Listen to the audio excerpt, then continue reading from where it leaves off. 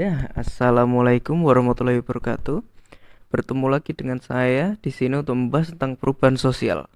Seperti video yang saya tampilkan di depan tadi, itu merupakan aktivitas saya sore hari kemarin, yaitu membuat media tanam dari topsoil atau tanah yang berada di kisaran 10 cm dari permukaan tanah. Kemudian saya campurkan dengan abu kayu, kemudian saya campurkan lagi dengan eh, tanah yang sudah bercampur dengan kotoran hewan.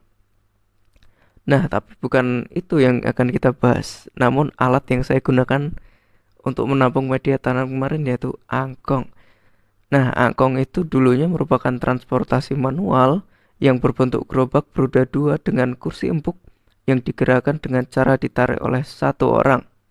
Angkong diciptakan di Jepang pada tahun 1869, yaitu setelah restorasi Meiji, oleh tiga pengusaha, Izumo Yosuke, Suzuki Tokuchiro, dan Takahime Kosuke. Perkembangan zaman membuat angkong berubah fungsi menjadi alat pembawa barang manual yang bersifat personil atau ditarik oleh satu orang. Didorong oleh satu orang. Angkong di era modern banyak digunakan di bidang pertanian, perkebunan, pembangunan, dan masih banyak lagi. Kemudian kita beralih ke teori perubahan sosialnya. Saya memasukkan angkong ini ke teori evolusi. Karena angkong berkembang dari masa ke masa dengan bentuk, bahan, dan fungsinya yang berubah-ubah.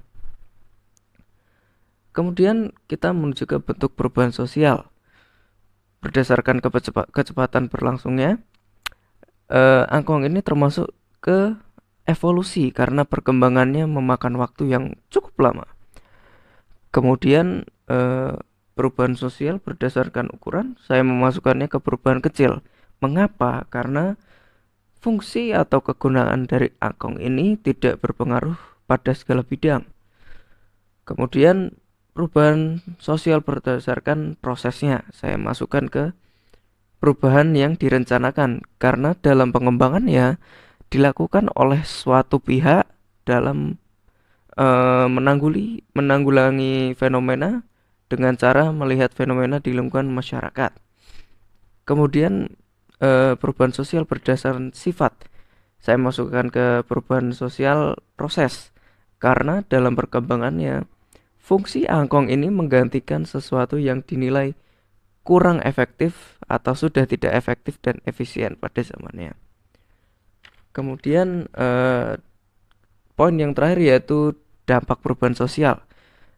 Di dampak negatif saya rasa tidak ada, dan di dampak positif ini angkong ini dapat menunjukkan sifat yang menuju modernisasi dan menimbulkan efisiensi dalam kehidupan masyarakat.